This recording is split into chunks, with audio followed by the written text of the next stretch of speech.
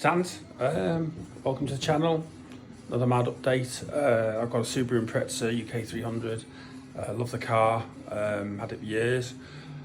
A friend of mine and a very specialist guy called Rich at Fflat 4 in Wrexham was installing an engine for my son's Subaru, and he mentioned in comments about did I know about a pill that was in the wastegate pipe going to the turbo control solenoid, controls all the pressure and the boost, 1.2 bar. And I had a look at mine, and mine didn't have one. And I thought, oh wow, okay.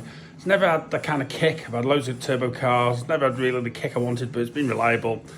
Don't follow me because I'm an idiot, but I do like messing around. So I made a pill. I bought a pill actually. First of all, bought a pill from ICP Car Parts, put the 1.2mm pill in, and that made a significant difference. I could just feel a boost come on, but still wasn't enough, so I drilled down to a 1.1mm pill, which is on my channel as well. That made a lot of boost really quick, and then it went off. Obviously it's not mapped, so the mapping's probably out, and yeah, I understand, I'm just messing around. But I just thought I had a I had a Lancia Delta Integrale with a BBR Stage 2 kit on it years and years ago, 1988. And it went like off a shovel. It was unbelievable, and it did have a brass version of something similar to this, so it gives us the idea just to incrementally get exactly how I want it. I thought I'd use this adjustable valve. Now, to set the valve, I'm not a scientist, I've got no equipment for vacuum gauges and what have you, but I've got an ammeter. I bought this cheap little £6 pump, and what I'm going to do, I'm going to flow a standard pipe, the 1.2mm pipe, the 1.1mm pipe, and an adjustable. And by getting a datum on the amp meter, basically will give me maybe a flow in Ant's scientific way.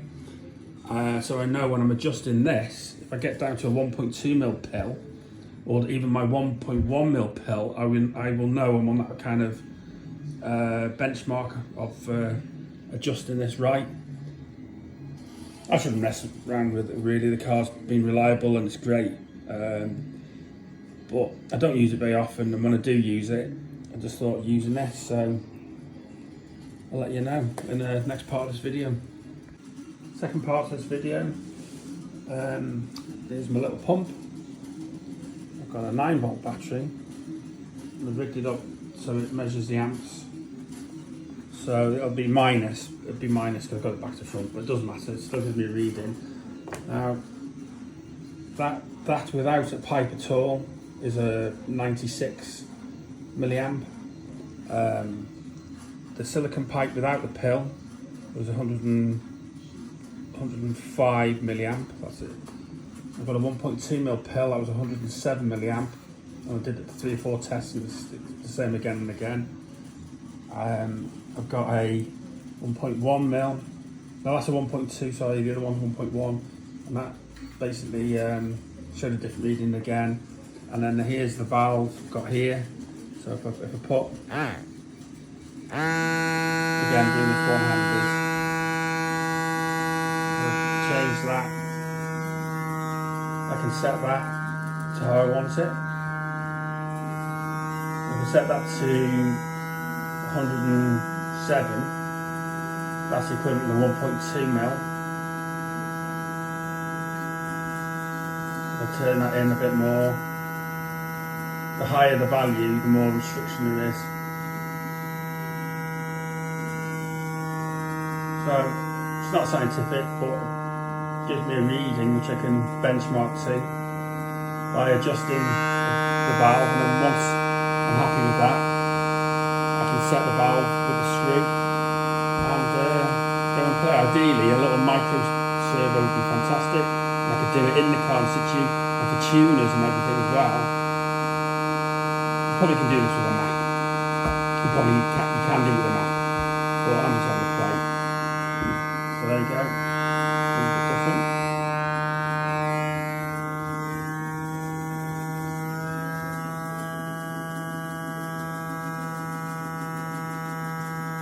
And just put that back on the Subaru, and then give it a spin, and take it from there.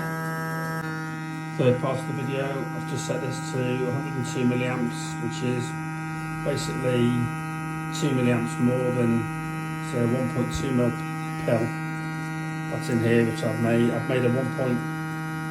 We can't see in there. No. Yeah, I've been messing around. 1.1 mil pill, 1.2 mil pill, all makes a difference. No pill, and this is now being set to 101, 102 milliamps, and that's pretty much stable.